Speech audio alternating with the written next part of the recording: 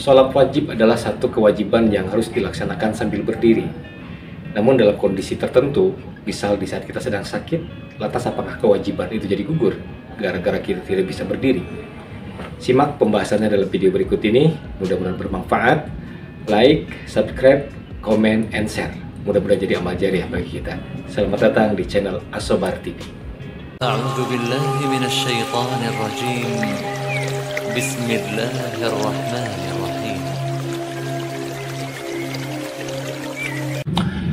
Bismillahirrahmanirrahim. Assalamualaikum warahmatullahi wabarakatuh.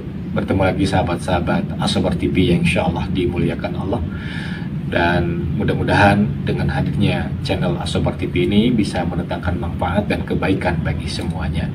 Dan tetap dan terus bantu kami, dukung kami dengan like, subscribe, kemudian kasih komentar-komentar yang baik, dan juga pukul lonceng notifikasinya agar setiap video yang baru sahabat-sahabat bisa langsung untuk bisa mengaksesnya. Di pertemuan kali ini sahabat-sahabat, kita akan coba untuk membahas panduan sholat bagi orang yang sakit. Dalam bahasa fikih disebut sholatul ajiz, yaitu sholat orang yang tidak mampu dengan melaksanakannya sambil berdiri. Pada dasarnya sahabat-sahabat, sholat wajib yang 5 waktu itu dalam kondisi seperti apapun tetap harus dilaksanakan. Dan Rasul memberikan semacam teguran dengan keras bagi orang yang berani menegakkan sholat wajib dengan sengaja, sekalipun hanya 1 waktu. Sabda Rasulullah, "Man taraka sholatan muta'amidan faqad kafara jiharon." Barang siapa yang berani menegakkan sholat wajib dengan sengaja, maka sungguh berarti dia kafir terang-terangan. Na'udzubillahi min dzalik. Maka selama akal masih ada, masih sehat, selama ruh masih ada dalam jasad kita, selama itu pula kewajiban melaksanakan sholat yang 5 waktu tetap berlaku bagi kita semua. Kemudian juga harus diingat bahwa sholat itu pada asal hukumnya, maksud di sinilah sholat wajib, pada asal hukumnya harus dikerjakan sambil berdiri. Ini sabda Rasulullah, "Sholli qa'iman," sholatlah kamu sambil berdiri.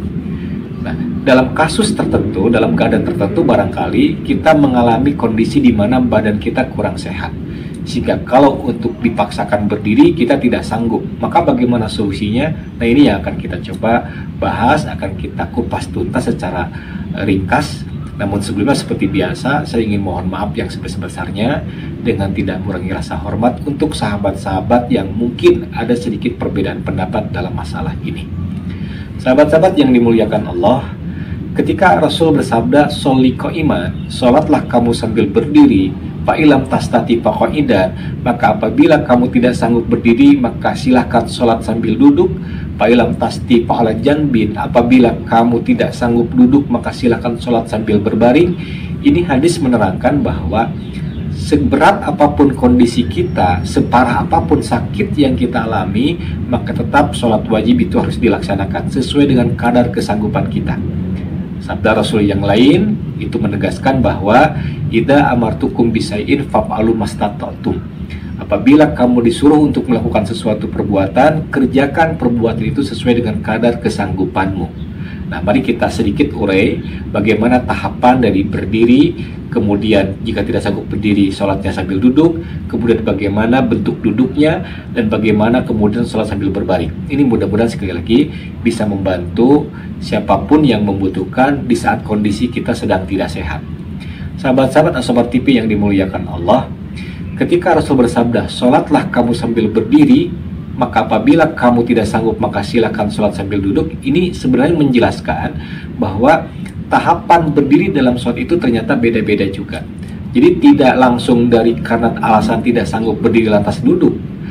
Berdiri sendiri kalau memang sudah tidak sanggup maka silakan berdiri dengan dibantu oleh alat lain, misal bertopang pada tongkat barangkali, atau berdiri dengan dipegang oleh orang lain barangkali. Nah, ketika kondisi masih itu bisa dilakukan, maka tetap berdiri berarti harus dilakukan. Seperti itu.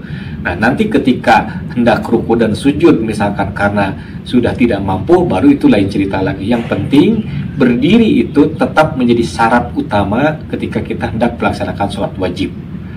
Baru kalau kemudian berdiri pun sudah tidak sanggup sekalipun dibantu dengan alat atau dibantu oleh orang lain, maka baru kita sholatnya pada tahapan yang kedua, yaitu sholat sambil duduk. Nah, macam-macam duduk di dalam sholat sambil duduk ini itu setidaknya ada 4 bentuk. Yang pertama, duduk di kursi seperti ini. Yang kedua, duduk di lantai. Bentuk duduk di lantai ini macam-macam, setidaknya ada 3 bentuk. Satu, yang pertama, ini videonya bisa dilihat, yaitu dengan duduk iftiros. Duduk dengan bersila, duduk seperti orang yang sedang tasyahud awal. Duduk jenis yang kedua, duduk tawaruk. Duduk seperti orang sedang tasyahud akhir atau tahiyat akhir. Yang ketiga, duduk dengan bersila. Nah, ini 3 bentuk cara duduk di saat kita duduknya di lantai. Dan sebagian ulama ada yang mengatakan boleh juga duduk sambil terlentang kaki menghadap ke arah kiblat. Jadi setidaknya bentuk duduk itu kalau dirinci tadi, bentuk duduk di kursi yang pertama, yang kedua duduk di lantai dialaskan sejadah dan bentuk duduknya seperti duduk tasyahud awal, kemudian bisa juga dengan duduk tasyahud akhir, bisa juga dengan terlentang kaki dijulurkan ke depan, atau yang keempat dengan cara duduk bersila. Nah, kalau kita perhatikan dalam sebuah riwayat dikatakan Rasulullah SAW itu kalau duduk sholat sambil duduk itu duduk bentuknya duduk bersila. Tapi bukan berarti yang duduk yang selain bersila itu salah, tidak. Cuman dalam riwayat yang saya baca, Rasul suka cara melaksanakan sholat sambil duduk itu bentuk duduknya adalah dengan bersila. Yaitu sahabat-sahabat. Tapi sahabat-sahabat perlu diingat, kalau seandainya kita sholatnya di kursi dan kita yang dimaksud di sini adalah kita duduk itu karena sudah tidak sanggup berdiri, tapi ketika sujud masih bisa sanggup untuk dilakukan dengan sempurna, maka sujud tetap harus dilaksanakan. Nah, videonya nanti kita bisa lihat.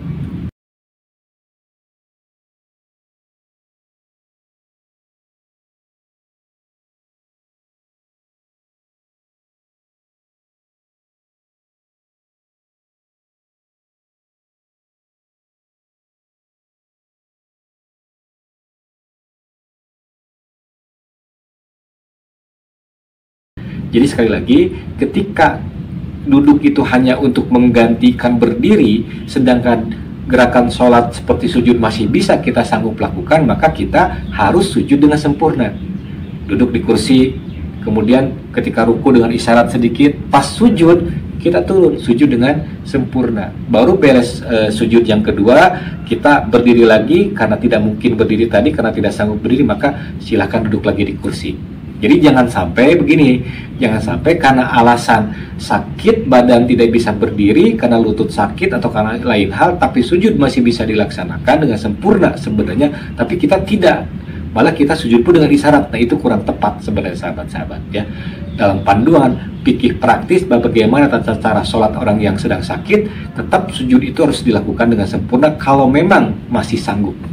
Terkecuali kalau memang kita sudah tidak sanggup, maka silahkan cara sujudnya itu dengan isyarat seperti yang ada di video berikut ini.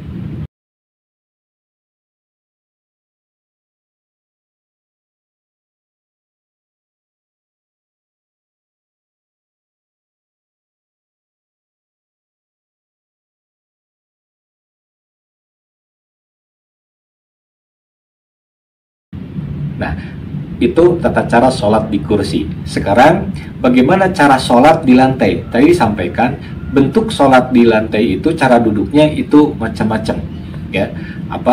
Cara duduk ketika orang yang sudah tidak sanggup berdiri, kemudian dia sholat melaksanakannya sambil duduk, bentuk duduknya itu ada 4 macam. Satu, tadi saya ulang biar jelas, duduk iftiros, duduk orang seperti tahiyat awal.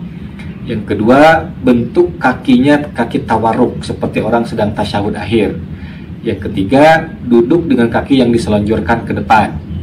Yang keempat, duduk dengan bersila. Dan duduk ini adalah pengganti dari berdiri. Ingat sekali lagi, hanya mengganti posisi berdiri karena tidak sanggup untuk berdiri ke dalam sholat wajib tadi.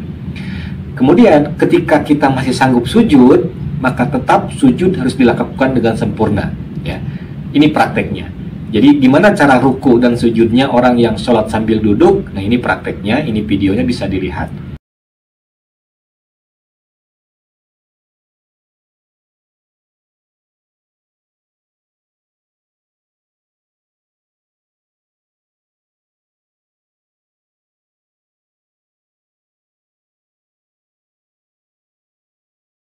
Bagaimana kalau sujud dengan sempurna sudah tidak sanggup karena alasan tadi sakitnya udah luar biasa tidak tertahan, maka baru boleh sujud dengan isyarat.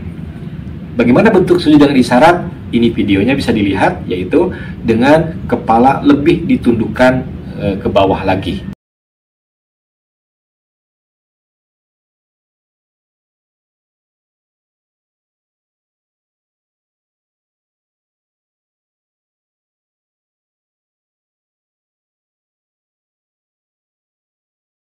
Nah, seperti itu sahabat-sahabat, gambaran atau contoh orang yang sholatnya sambil berdiri, sambil duduk, baik duduk di kursi atau duduk beralaskan sejadah.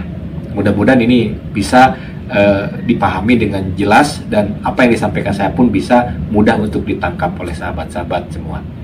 Kemudian, tahap berikutnya, kalau memang sholat sambil duduk pun sudah tidak sanggup, orang itu sakitnya harus berbaring di tempat tidur, maka bagaimana sekarang cara sholat di tempat tidur itu? Bagi orang yang sakit, nah, maka caranya yang pertama, harus sholat itu dalam posisi miring ke sebelah kanan. Nah, ini gambarnya seperti ini, videonya seperti ini, fotonya seperti ini. Dengan wajah dan badan menghadap ke arah kiblat, posisi badan dimiringkan, lambung kanan ada di bawah. Tangan sedekap, kemudian ketika ruku dan ketika sujud berisyarat dengan anggukan kepala, dianggukan kepala. Seperti ini videonya, lihat.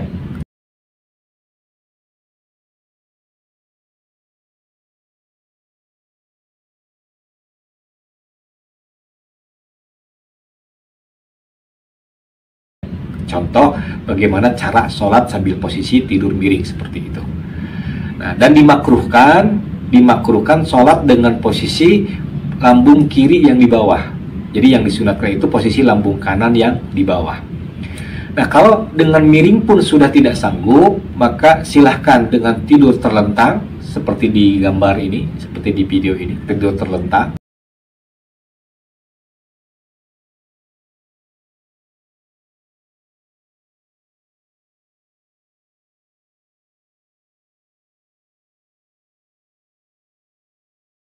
Dan posisi arah kaki menghadap ke arah kiblat. Otomatis berarti si punggung dan kepala harus sedikit dibantu dengan bantal supaya menghadap ke arah kiblat. Bagaimana bentuk ruku dan sujudnya? Ya, tadi dengan isyarat, dengan anggukan kepala, ruku dianggukan sedikit ke bawah, dan ketika sujud dianggukan lebih dalam lagi ke bawah. Nah, seperti ini gambaran atau contohnya di video bisa dilihat. Nah, kalau ternyata dengan cara isyarat anggukan kepala pun sudah tidak sanggup karena sudah semakin parah sakitnya, maka boleh berisyarat dengan kedipan mata. Nah, itulah sahabat, gambaran atau tutorial bagaimana praktek sholatnya orang yang sedang sakit, baik ketika sholat di kursi, atau sholat di lantai, atau sholat di tempat tidur. Mudah-mudahan apa yang disampaikan ini bisa mendatangkan manfaat. Mohon maaf yang sebesar-besarnya jika ada kesalahan dan kehilapan. Barakallahu fikum wa ahlikum wa amwalikum. Assalamualaikum warahmatullahi wabarakatuh.